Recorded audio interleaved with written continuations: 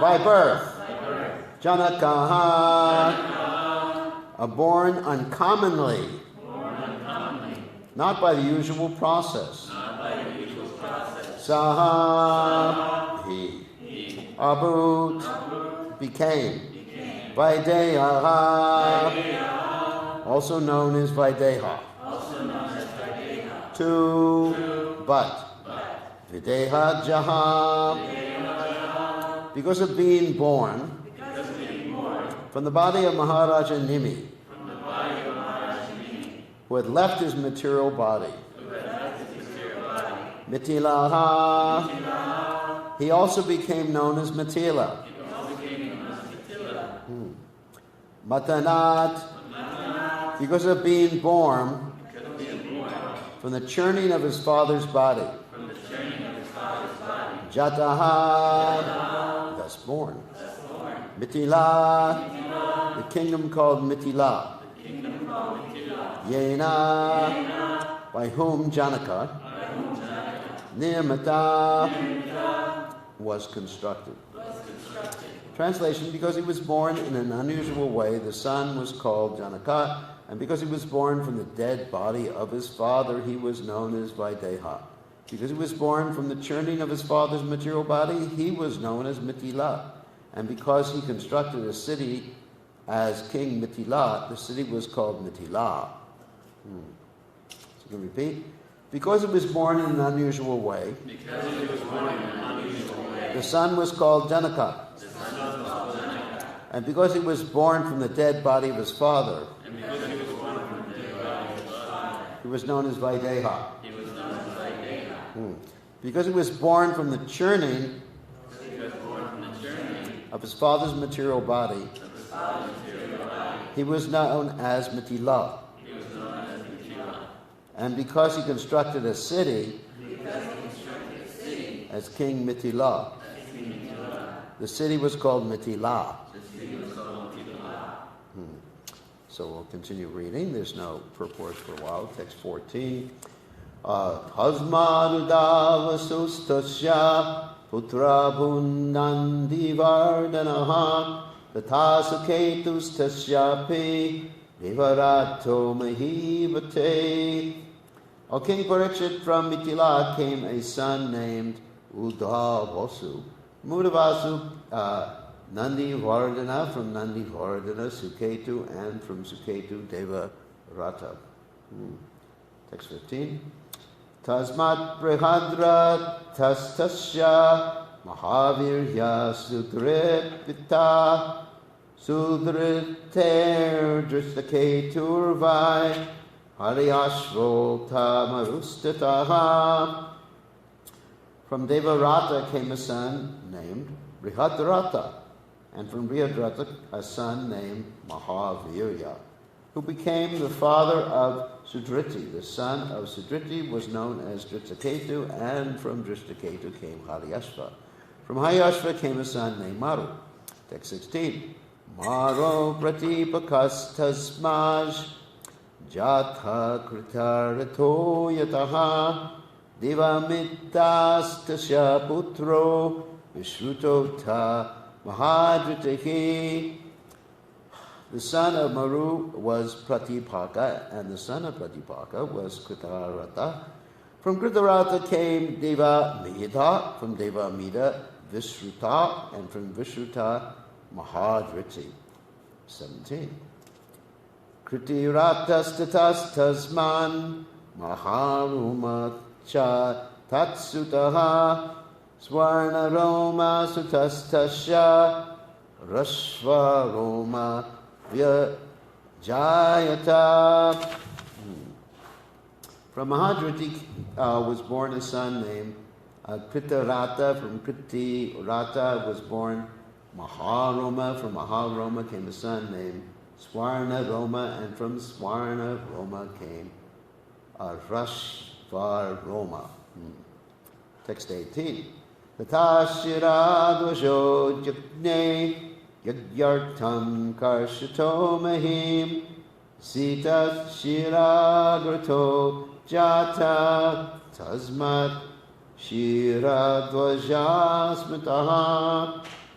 From Rashvaroma came a son named Shiradwaja, also called Janaka. When Shiradwaja was plowing a field, from the front of his plow, Shira appeared a daughter named Sita Devi, who later became the wife of Lord Ramachandra.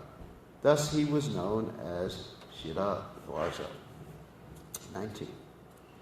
Kushadwajastasya putras tato dharmadvajo nripaha dharmadvajasya dvaputra pritadwaja mitadvajo. The son of Shiradwaja was Kushadwaja, and the son of Kushadwaja was King Dharmadwaja, who had two sons, namely Kritadwaja and Mitadwaja. Dwaja family. Text 20 to 21.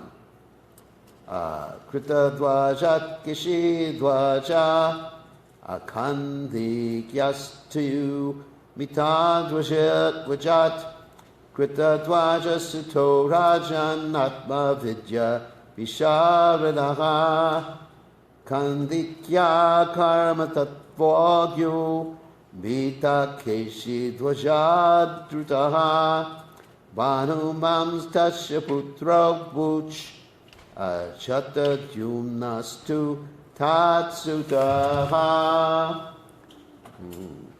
Omaraj Parakshit, the son of Kritadwaja, was Keshi Dwaja, and the son of Mitadwaja was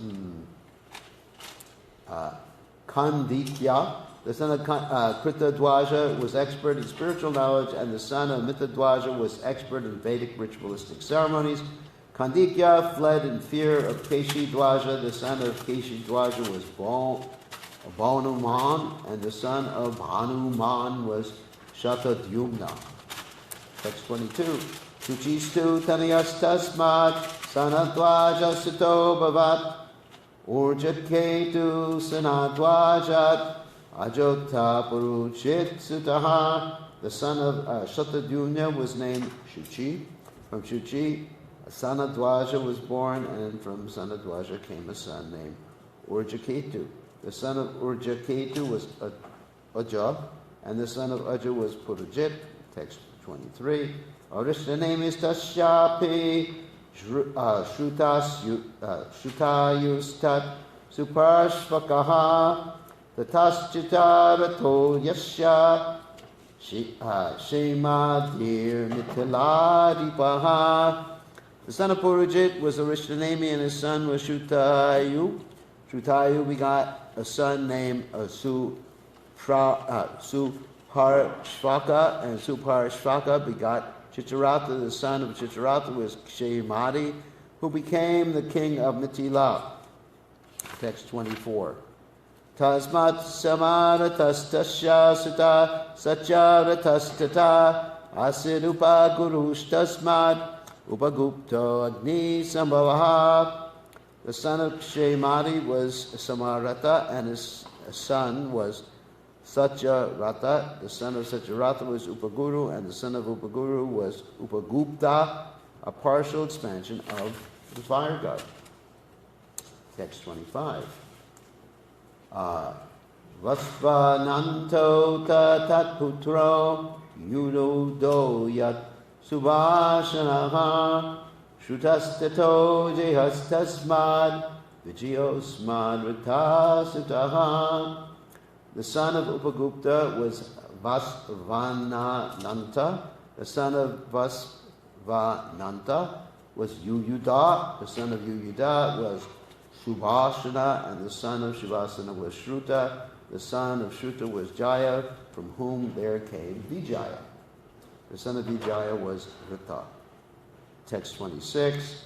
Shunakas tatsuto yagne vitaha vyodritistataha vahulashvo driteshtasya kirtir yasya mahavasi. The son of Rita was Shunaka. The son of Shunaka was Vitahavya.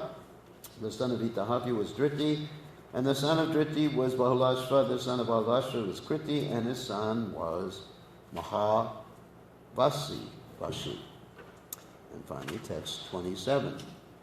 Ete vai matila rajan atma vidya visharadaha yugeshvara prasadena dvandvar mukta graheshvapi.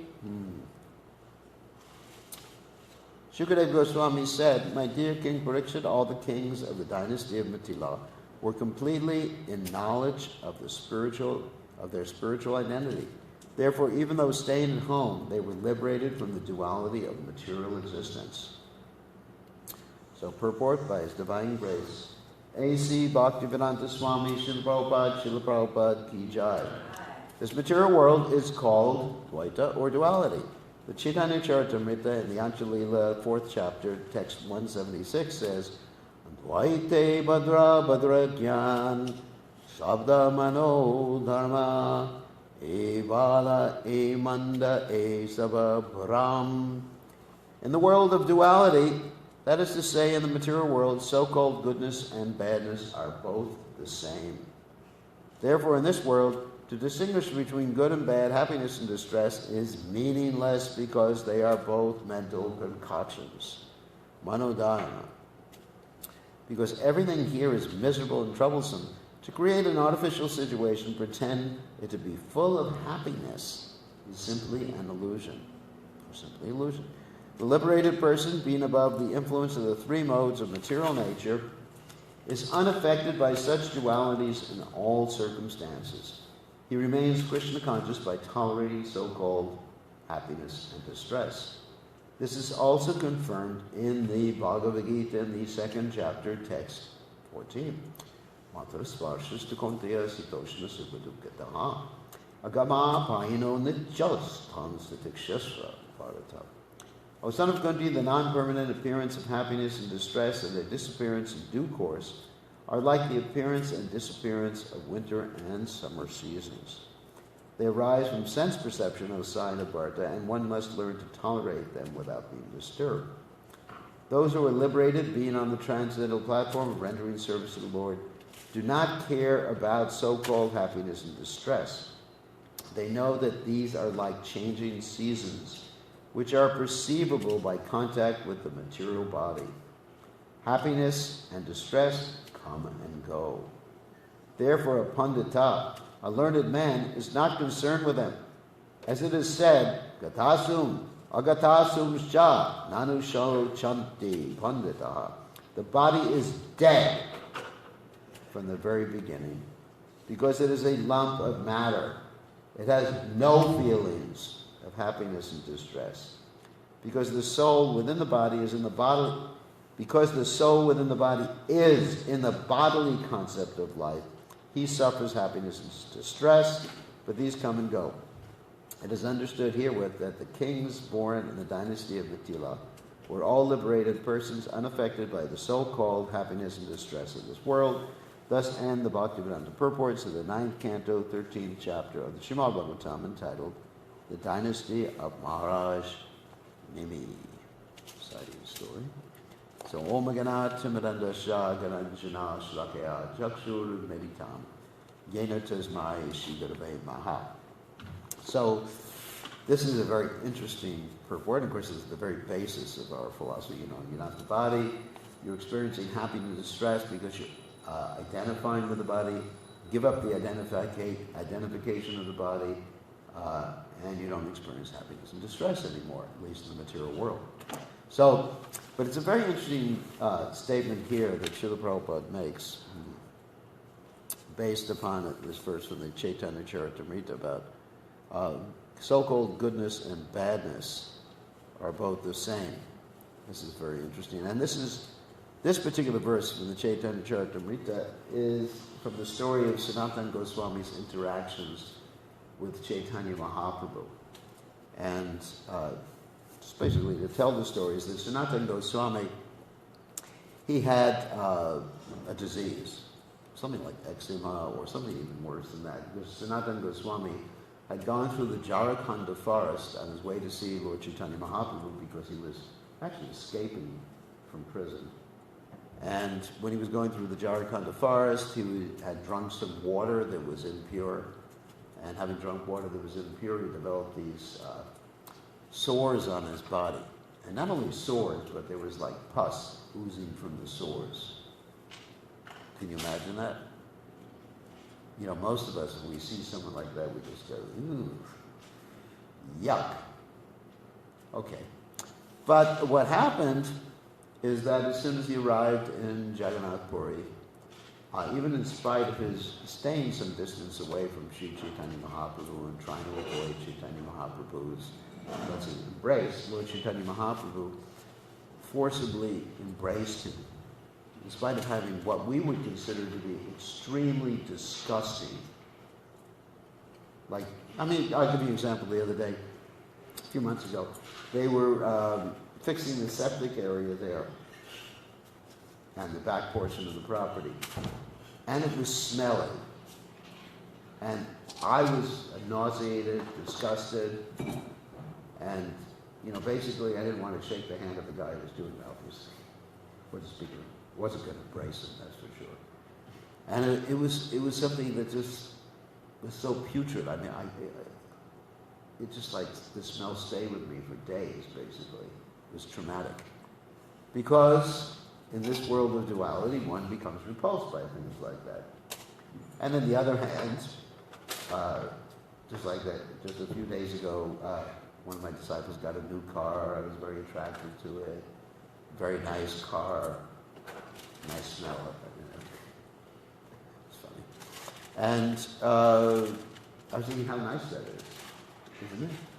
So you get attracted, or just oh yeah, just like since I have my eyes fixed, I look at the sky. It looks so beautiful. I think, oh, how nice the sky looks. So this world of duality is like that. We're just like completely caught. We're not samadarshi. Of course, in the Bhagavad Gita it says that we should become samadarshi. Vidya vinaya sampane brahmani gavigastani. Shuni chayava swapake cha paditav samadarshana. The learned and gentle sage sees all these different living entities. The dog, the dog eater, its cow, outcast, everything. He sees them equally. But somehow or other, we don't see these things equally. So anyway, getting back to the story of Chaitanya Mahaprabhu and Sanatana Goswami, Chaitanya Mahaprabhu was forcibly embracing Sanatana Goswami, and the pus from the sores was actually going on his body, his transcendental body. So Sanatana Goswami was feeling so bad about this that he made several plans, you know, just to stop doing what he considered to be offensive, you know, because he thought on committing offenses to Chaitanya Mahaprabhu by doing this. So one plan was that he was going to jump under the wheels of the Rath Yatra cart during the ceremony, and Lord Chaitanya Mahaprabhu sort of caught wind of that being in his heart. And Lord Chaitanya Mahaprabhu said, if I thought I could attain Krishna by committing suicide, I'd be prepared to give up this body, you know, many, many millions of times. I cannot do it. Don't you understand that your body belongs to me? Because actually, Lord Chaitanya Mahaprabhu is, in one sense, the spiritual master of Sanatana Goswami. And he said, you know, your body belongs to me. I have many things I want to do with it. You're going to go to Vrindavan. You're going to establish the holy places. You're going to peruse the revealed scriptures, Nana Shastra Vichara Nakanipanosa, Dharma Samstapako, to actually establish eternal religious principles. So, you know, you're taking my property, and you're going to dispose of it. And he actually asked another devotee, what do you think? He said to Haridas Thakur, what do you think of a person who takes someone else's property and misuses it? So in this way, Lord Chaitanya forbade him. And then Lord Chaitanya Mahaprabhu later on tested Sanatana Goswami by calling Sanatana Goswami to come see him, and Lord Chaitanya was on the other side of the Jagannath temple, and it was very hot. It was during the summer. And there were only two ways for Sanatana Goswami to come to see Lord Chaitanya Mahaprabhu. One way was that he would go by the Singadwara gate, the main gate of the temple, where the pujaris were going in and And Sanatana Goswami considered that if he went by that gate, the pujaris would be contaminated by his presence, because he had all these running sores all over his body. And then he thought, well, there's another way I can go to see Chaitanya Mahaprabhu, which is on the beach, on the sand. And anybody who's been on sand, in Vrindavan especially, it's like that when you're going on the Giriraj Parikrama, and it's the summertime, and it's 50 degrees centigrade, it's like 120 something degrees Fahrenheit. The sand is like an oven. In fact, it's so hot. I don't know if any of you experienced Vrindavan in the summer, but it's so hot you can actually cook outside. It was Rudyard Kipling who said, the only people who go out in the middle of the day are mad dogs and Englishmen. So that's how hot it is. Mad dogs and Englishmen. That's an insult to the Englishmen. Sorry if any English person is watching this class. So anyway, Sanatana Goswami chose to go by the path on the beach, and he burned his feet, and Lord Chaitanya Mahaprabhu said which way you would come. And Sanatana Goswami had come by the path on the beach, and Lord Chaitanya Mahaprabhu said, you got blisters all over your feet. And Sanatana Goswami said, I didn't want to offend any of the pujaris or offend the deities by contaminating the pujaris. So Lord Chaitanya was very pleased with him at that point. And Lord Chaitanya Mahaprabhu revealed to Sanatana Goswami why he was embracing him. And he had several different reasons why he was embracing him. One of the reasons was in accordance with what we're reading today. He said that someone who is Krishna conscious considers everything that is no relationship to Krishna, whether it's good or bad, to be an illusion. Like Rateyatam Napratyeta, Napratyeta Chadani Padvijad, Abhano Mayam Yata Basha Yatatama. That's one of the nutshell verses of the Srimad Bhagavatam. The one who is actually Krishna conscious sees something that's that has no relationship to Krishna, is Krishna's illusory energy, which is like a reflection that appears in darkness. Can you imagine a reflection in darkness? I mean, reflection is one thing, but a reflection in darkness has even less substantiality, less reality than a reflection that you normally see. It's just like, it doesn't mean anything, basically. So that's the nature of this world, that anything that is not connected to Krishna, whether it's, the smell of stool or the smell of frankincense, it's not offered to Krishna, of course. It's just the same. So Lord Chaitanya Mahaprabhu said, because I am a sannyasi, referring to himself, of course, because if I'm a sannyasi, if I considered your sores to be repulsive, if I was subject to that duality, I would not be properly executing my dharma. That's pretty amazing. Of course, that also means it's not only for sannyasis, because here it's described about the kings in the dynasty, and the kings in the dynasty of Mithila were not sannyasis, I hate to tell you. They were grahastas. How do we know they were grahastas? Even though their wives are not being described. Does anyone know how we can tell they were grahastas? The sons are all described. They had, their children. Unless they somehow churn their genes the same way. The same way that Nimi's genes were churned, which is not described here. But they were all grahastas. Yet they were also equipoised. Brahmabhuta prasanatmansa shochatina kanchati samaksareshu bhuteshu manbhakti labate param. So it's interesting. So anyway, so Lord Chaitanya Mahaprabhu said, I wouldn't be a proper sannyasi or following the Dharma of sannyasa if I distinguished between, pleasant, unpleasant, the sores or sandalwood pulp. Of course, Haridas Thakur at this point said to Lord Chaitanya Mahaprabhu, and it's interesting also that Haridas Thakur was able to sort of correct Lord Chaitanya Mahaprabhu in a certain way.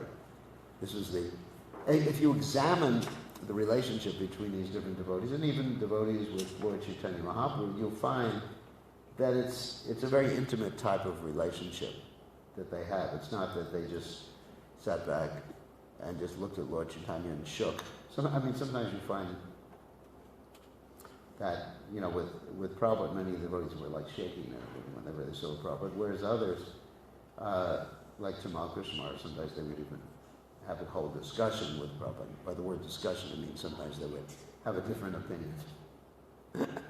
The word discussion actually has within it implicit that there is some other opinion other than one opinion.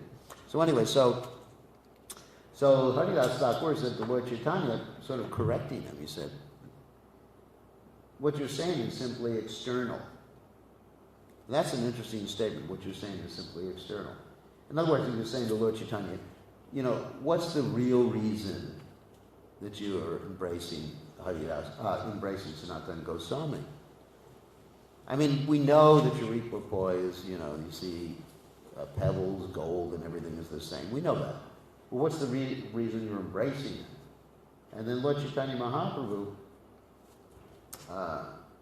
spoke about his affection to Haridas Thakur and Sanatana Goswami. He says to Sanatana Goswami, Haridas Thakur, you were like my children. And then he described the affectionate attitude that a mother has. This is from the Chaitanya Charitamrita. He described the affectionate attitude a mother has towards her child.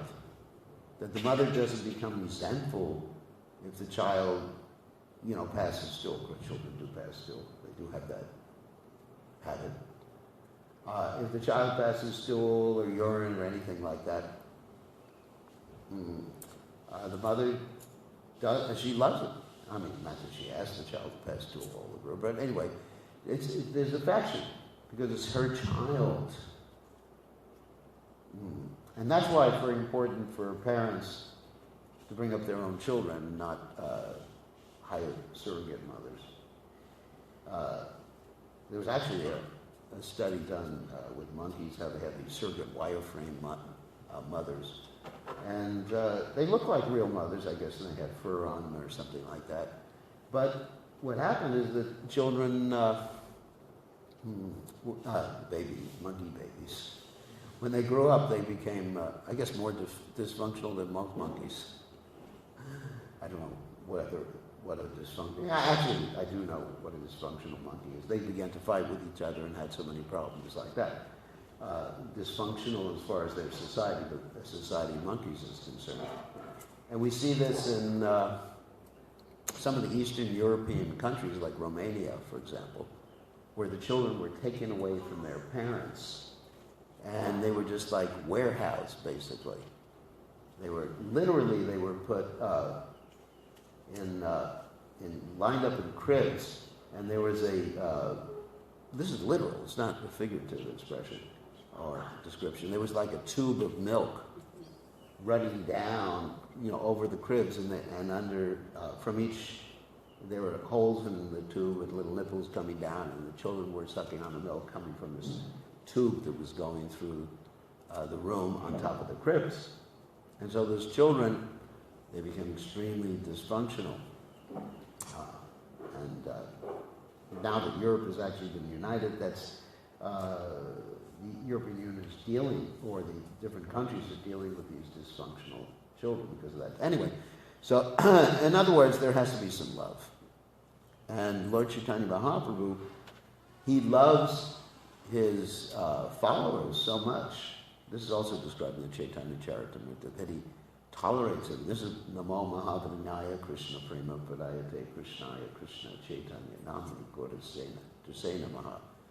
And he's so tolerant with us. Anyway, so Lord Chaitanya was describing this, and also at the end he was describing because Sanatana Goswami was a pure devotee of the Lord, and just said a devotee of the Lord.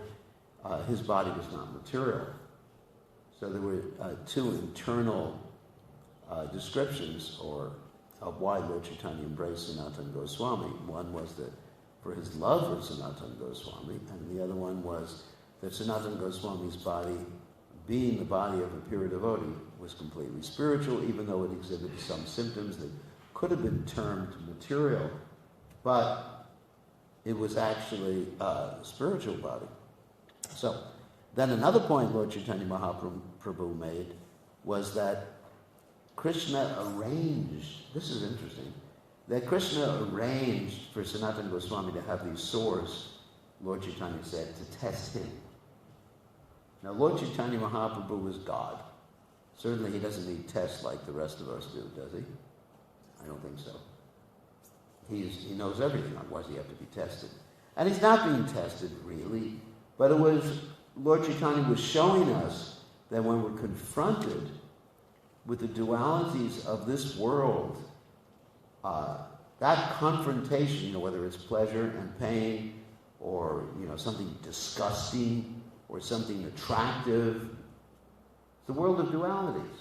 I mean, if you think about it, happiness, distress, summer and winter, just like sometimes you have this type of person called snowbirds. Ever heard of snowbirds? Snowbirds means like my mother. They fly south for the winter. When things get a little tough, okay, a little cold here, or whatever, then they go to some more pleasant place. And when it gets warm, they come back. It's just a snowbird. So we have to see that the dualities that we're being subjected to, and we certainly are being subjected to different dualities, summer, winter season, happiness, distress, heat and cold, pleasure and pain. People love us, people hate us. I mean, it's life. It's life. And so we just have to see that these are tests from Krishna, which Lord Chaitanya Mahaprabhu stated.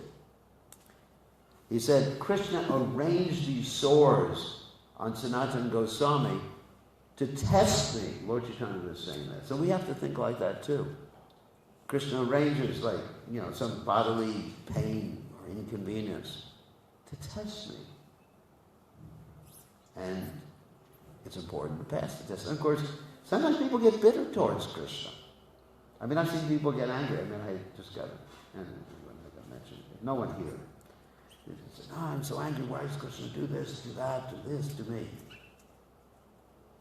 No, Krishna wants you to go above the bodily platform. So the way you go above the bodily platform is not simply tolerating, because tolerating is one thing, but to actually think of the pleasure of Krishna and Krishna's pure devotees. It has to be done out of love, which is what Lord Chaitanya Mahaprabhu exhibited in this particular pastime. That because he loved Sanatana Goswami, there was no question of experiencing the dualities. So in the same way, if we love and are dedicated to the service of Krishna and Guru, then there's no question of being subjected to the dualities of this material world. And I was listening to some of the memories of Srila Prabhupada's disciples who were serving them. And some of the Sankirtan devotees describing how they did amazing things when Prabhupada was present. And they, out of love of Prabhupada, they transcended the body. I mean, just like when the 17 books were published in 2 months in Los Angeles, it was actually done out of love of Prabhupada. We actually transcended duality for 2 months. And of course, later on, we fell back into the illusion, which we're presently in right now. But we experienced transcendence. It was out of love for Srila Prabhupada. We did that. So anyway, so that's how one can transcend duality. So, without further ado, all glories to Srila Prabhupada. Srila Prabhupada ki jai. Srila Prabhupada ki jai.